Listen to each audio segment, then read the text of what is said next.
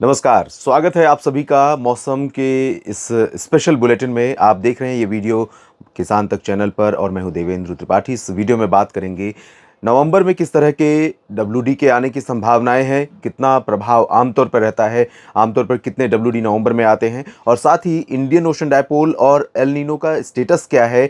Status इसलिए मायने रखता है और जो स्टेटस है उस स्टेटस में कौन सा वेदर फेनोमेना भारत के मौसम को किस तरह से प्रभावित कर रहा है और क्यों कर रहा है, ये सारी चीज़ें जानेंगे डिटेल में। सबसे पहले अगर हम सिस्टम को देखें तो डब्ल्यूडी के बारे में बार बार मैं बताता रहा हूं और आप भी जानते हैं अच्छी तरह से, बहुत जगहों पर पढ़ा होगा कि पश्चिम से मेडिटेरेनियन सी यानी भूमध्य सागर, जिसे जो आजकल सुर्खियों में है, चर्चा में है, क्योंकि इसराइल और फ़लस्तीन के युद्ध के बीच में या संघर्ष के बीच में तमाम जो इसराइल के सपोर्ट वाले देश हैं या फिर फ़लस्तीन के सपोर्ट वाले देश हैं, उनके कई ख़ास तौर पर इसराइल के सपोर्ट में अमेरिका के कई युद्धपोत भूमध्य सागर में पहुंचे होंगे, आपने सुना होगा। तो वही भूमध्य सागर है जिससे डब्ल्यूडी के रूप में हवाएं उठती हैं और हवाएं पश्चिमी दिशा से पूरब की तरफ बढ़ती हैं, आगे बढ़ती हैं उत्तर भारत के पर्वतीय क्षेत्रों की तरफ, और यहाँ पर उसके चलते एक सर्कुलेशन इंड्यूस होता है। और सर्कुलेशन जब यहाँ पर बनता है तो ये सर्कुलेशन अरब सागर से नमी लेकर आता है। तो पश्चिमी दिशा से कैस्पियन सी से उठा और मेडिटेरेनियन सी से यानी भूमध्य सागर से उठा जो मॉइस्चर है, नमी है हवाओं के साथ, वो आगे बढ़ते हुए पर्वतीय क्षेत्रों की तरफ बढ़ती है। अरब सागर की नमी मैदानी भागों में पहुंचती है तो कई बार यहाँ पर ठीक ठाक बारिश देखने को मिलती है।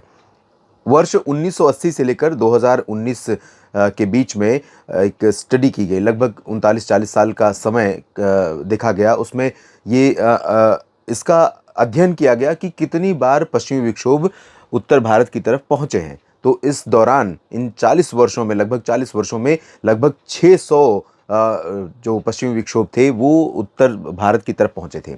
और अगर हम इसे अलग अलग महीनों के हिसाब से देखें तो जो महीने अभी आने वाले हैं साल 2023 के, नवंबर और दिसंबर, इन महीनों में आमतौर पर दो moderate to strong western disturbance आते हैं। और जब तक कोई प्रभावशाली पश्चिमी विक्षोभ नहीं आएगा तब तक पहाड़ों से लेकर मैदानी इलाकों तक मौसम पूरी तरह से नहीं बदलेगा। यानी पहाड़ों पर भारी हिमपात की खबर जब आप सुनते हैं कि कश्मीर घाटी देश के बाकी हिस्सों से कट गई क्योंकि राष्ट्रीय राजमार्ग बंद हो गया और तमाम जो हिमाचल प्रदेश के तमाम रास्ते हैं वो बंद हो जाते हैं और पर्यटक जहां तहां फंसे पड़े रहते हैं और कई जगहों पर एवलांच यानी हिमस्खलन की घटनाएं होती हैं, तो वो जो घटनाएं होती हैं वो स्ट्रॉन्ग डब्ल्यूडी के कारण होती है, पश्चिमी विक्षोभ के कारण। और फिलहाल अगर अभी की सिचुएशन हम देखें तो अभी अगले 10 दिन तक कोई बहुत प्रभावशाली, बहुत स्ट्रॉन्ग वेस्टर्न डिस्टर्बेंस अभी उत्तर भारत की तरफ दस्तक नहीं देने वाला है। हालांकि एक डब्ल्यूडी अभी गुजर रहा है और इसका प्रभाव कुछ पर्वतीय क्षेत्रों पर दिखा है और अब धीरे धीरे मौसम थोड़ा क्लियर हो जाएगा। लेकिन इसके बाद एक अगला जो डब्ल्यूडी आने वाला है उत्तर भारत में, वो 6 और 7 नवंबर के आसपास यहाँ पर पहुंचेगा और उसके चलते फिर से पहाड़ों पर जम्मू कश्मीर से उत्तराखंड के बीच में कई जगहों पर मौसम बदलेगा। संभावना है कि उस दौरान एक सर्कुलेशन यहाँ पर फॉर्म हो और वो सर्कुलेशन थोड़ी नमी लेकर मैदानी इलाकों पर पहुंचे तो पंजाब, हरियाणा, राजस्थान, दिल्ली और उत्तर प्रदेश के क्षेत्रों में मौसम बदले। इसके अलावा अगले 10-15 दिनों की बात अगर मैं करूं, पहले पखवाड़े की, नवंबर महीने की, तो आप ये जान लीजिए कि मध्य भारत के कई राज्यों में इस दौरान बारिश होने की संभावनाएं बन रही हैं। दक्षिण भारत में लगातार नॉर्थ ईस्ट मानसून एक्टिव रहेगा। एक्टिव क्यों रहेगा, इसकी भी बात कर लेते हैं। सबसे पहले बात करते हैं कि एल नीनो और इंडियन ओशन डायपोल की स्थिति क्या है और वो भारत के वर्तमान मौसम को किस तरह से सपोर्ट कर रहे हैं या उसमें मौसम में खलल डाल रहे हैं। एक बार उसकी झलक ले लेते हैं। तो ये है इंडियन ओशन डायपोल का प्रोजेक्शन, यानी आने वाले महीनों में किस तरह से इंडियन ओशन डायपोल का अनुमान है। Indian ocean dipole positive phase में है, पॉजिटिव यानी सकारात्मक, सामान्य से अधिक तापमान वाले चरण में है। इंडियन ओशन डायपोल होता क्या है, आपको मैंने कई बार बताया है, शायद आपको ध्यान भी होगा। अरब सागर का दक्षिण पश्चिमी हिस्सा, जहां पर भूमध्य रेखा के ऊपर समुद्र की सतह का तापमान औसत से ऊपर पहुंच जाता है। औसत मतलब ये जीरो जो आप देख रहे हैं, जीरो लाइन, ये सामान्य तापमान की लाइन है। इससे इससे ऊपर जाने का मतलब है पॉजिटिव, इससे नीचे जाने का मतलब है निगेटिव। निगेटिव होता है तो भारत के मॉनसून को कमज़ोर करता है, पॉजिटिव होता है तो भारत के मॉनसून को सपोर्ट करता है। मॉनसून के अलावा अन्य मौसम में क्यों सपोर्ट नहीं करता है उसकी बात करेंगे अगली स्लाइड में। फिलहाल इसकी जो स्थिति है, इस समय हम नवंबर में हैं और नवंबर में ये सामान्य से लगभग 2 डिग्री ऊपर टेम्परेचर की रेंज में है, यानी इंडियन ओशन डायपोल बहुत स्ट्रांगली पॉजिटिव बना हुआ है। आने वाले महीनों में धीरे धीरे डाउनफॉल देखने को मिलेगा दिसंबर से लेकर के, और ये सामान्य आने में इसको काफ़ी समय लगेगा। अगला जो प्री मानसून सीजन रहेगा उसके एंड में जाकर के हो सकता है कि एंड या मिड में, यानी अप्रैल और मई में जाकर के ये नॉर्मल की रेंज में पहुंचे। तो फिलहाल अभी ये पॉजिटिव है, स्ट्रांगली पॉजिटिव है और इस महीने कम से कम रहेगा। इसके बाद हम एल नीनो की बात कर लेते हैं। एल नीनो के बारे में भी आप समझ लीजिए कि प्रशांत महासागर का वो एक सेंट्रल रीजन है, जो पैसिफिक ओशन जिसे कहते हैं, अमेरिका और एशिया के बीच का, जिसके पर्टिकुलर उस रीजन में समुद्र की सतह का तापमान जब ऊपर जाने लगता है तब एल नीनो होता है। तो इस बार एल नीनो रहा मॉनसून में और इसने पूरा खेल किया, मॉनसून को पूरी तरह से चौपट किया। और अभी जो सिचुएशन है, अभी हम नवंबर महीने में है, तो नवंबर में आप देखिए तकरीबन यहाँ पर यानी 2 डिग्री से भी ऊपर एबव नॉर्मल से 2 डिग्री एबव नॉर्मल टेम्परेचर बहुत बड़ा चेंज है, बहुत मेजर चेंज है। और इसमें अगर आप देखें तो अगले कम से कम 45 से 60 दिन अभी ये ऊपर की तरफ ही जा रहा है, यानी और ऊपर जाएगा, 2.5 डिग्री के आसपास जाएगा। उसके बाद धीरे धीरे इसमें डाउनफॉल शुरू होगा जनवरी फरवरी से, और मार्च अप्रैल इसको लगता है कि मानसून अगला साल जब शुरू होगा, अगले साल का 2024 का मानसून, उस दौरान जाकर के नॉर्मल यानी ENSO neutral, El Nino southern oscillation neutral स्थिति में पहुंचेगा। तब इसका भारत के मॉनसून पर पॉजिटिव या नेगेटिव इम्पैक्ट नहीं रहेगा। हम आशा यही करते हैं कि अगले साल के मॉनसून में कम से कम ये विलेन, ये खलनायक अपनी भूमिका में ना रहे और कम से कम अगली बार तो मॉनसून अच्छा रहे। और इसके बाद अब मैं आपको दिखाता हूँ वो जो रीजन जहाँ पर इंडियन ओशन डायपोल पॉजिटिव होता है, यहाँ पर पॉजिटिव होता है। यहाँ पर समुद्र की सतह का तापमान गर्म होने पर इंडियन ओशन डायपोल पॉजिटिव माना जाता है। और ये पॉजिटिव होने पर मॉनसून को सपोर्ट क्यों कर पाता है, अभी मैं थोड़ा हायर रीचेस की विंड दिखा रहा हूँ, लेकिन इंडियन ओशन डायपोल पॉजिटिव होने पर यहाँ पर क्यों असर डाल पाता है, क्योंकि उस समय हमारा जो इंडियन सब कॉन्टिनेंट है उस रीजन पर साउथ वेस्टर्ली विंड चल रही होती हैं, इस तरह से हवाएं आ रही होती हैं। तो ऐसे में ये सपोर्ट कर देता है सिस्टम को और यहाँ से नमी उठने वाली लगातार भारत के पश्चिमी और मध्य भागों पर पहुँचने लगती है, और इसी के चलते भारत के मानसून पर इसका अच्छा प्रभाव देखने को मिलता है। लेकिन एल नीनो का प्रभाव, एल नीनो ट्रेड विंड्स लेकर आती हैं, एल नीनो रीजन से ट्रेड विंड्स नमी लेकर आती है और बंगाल की खाड़ी के ऊपर से भारत के लैंड पर इसका असर देखने को मिलता है। लेकिन जब एल नीनो होता है तो समुद्र की सतह का तापमान गर्म होने के कारण इधर प्रेशर कम हो जाता है, हवाएं आनी कम हो जाती हैं, ट्रेड विंड्स, और भारत के मानसून को सिर्फ इन्हीं 2 सी बेसिन पर निर्भर रहना पड़ता है, और इसलिए भारत का मानसून कई बार कमज़ोर पड़ जाता है और एशिया में बारिश कम होती है।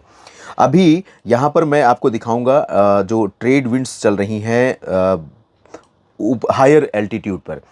ये ट्रेड विंड्स मैं रिलेट करना चाहता हूँ पश्चिमी विक्षोभ से। पश्चिमी विक्षोभ जो नवंबर महीने में 2 बार मॉडरेट टू स्ट्रॉन्ग आते हैं, जिसकी वजह से कई फीट में बर्फबारी पहाड़ों पर होती है, तो उसमें सिर्फ भूमध्य सागर से उठने वाली नमी इतनी कैपेबल नहीं होती है जो इतना ज़्यादा स्ट्रॉन्ग उसको बना पाए।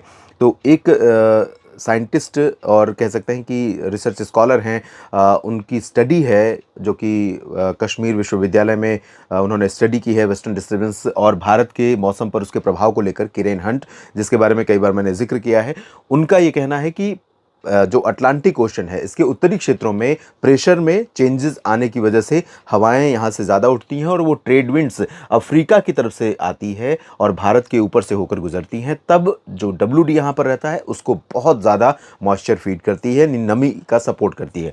तब यहाँ पर बहुत ज़्यादा भारी हिमपात या बारिश और बर्फबारी देखने को मिलती है पर्वतीय क्षेत्रों में, और मैदानी इलाकों में बारिश देखने को मिलती है। तो अभी जो अगले 10 से 15 दिनों का अनुमान है उस दौरान यहाँ पर कोई बहुत स्ट्रॉन्ग जो सिचुएशन है वो दिख नहीं रही है। यानी कि अभी वो जो नवंबर महीने में 2 ड्यू हैं आमतौर पर आने वाले पश्चिमी विक्षोभ, उनमें से अभी 10 दिनों के भीतर कोई नहीं आ रहा है। 7 नवंबर को ज़रूर एक WD आ रहा है, लेकिन उसमें संभावना नहीं है, क्योंकि आप ट्रेड विंड्स देखिए जिस ट्रेड विंड की बात उन्होंने कही थी, ये है वो ट्रेड विंड। और ये आमतौर पर इसका कई बार ट्रैक यहाँ से होता है। जब यहाँ से होगा तब उसका सपोर्ट डब्ल्यूडी को मिलेगा और मेडिटेरेनियन सी, कैस्पियन सी की नमी में जो कमी रह जाएगी उसकी भरपाई ये करेगा और उसके चलते डब्ल्यूडी यहाँ पर स्ट्रांग होगा और भारत में पहाड़ी इलाकों में बारिश और बर्फबारी होगी, मैदानी इलाकों में बारिश होगी और उसके बाद उस बर्फबारी की ठंडक देश के तमाम इलाकों में टेम्परेचर को शार्पली डिक्लाइन की ट्रेंड की तरफ लेकर जाएगी, यानी तापमान में लगातार